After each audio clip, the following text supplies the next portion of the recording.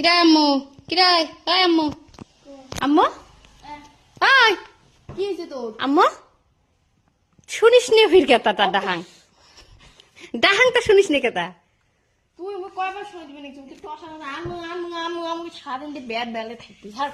কি করিম তা ডাহাবার নং কি করবেন অ্যাক্সিডেন্টে করিতে একবার দুইবার দেখায় মানে চালাবে সারাদিন আমু আমু আমু একটা মুখ পেরে গেল বলে তো ডাক আমু আমু আমু কোটে গেল খুন চলে যায়। কেতা তো কি বলি ডাই মনিফে এ মনিফে তো বলি আমু করিয়ে দেখাও এই খেলায় যেটা দেখবি খেলায় বলে তোর আম্মু।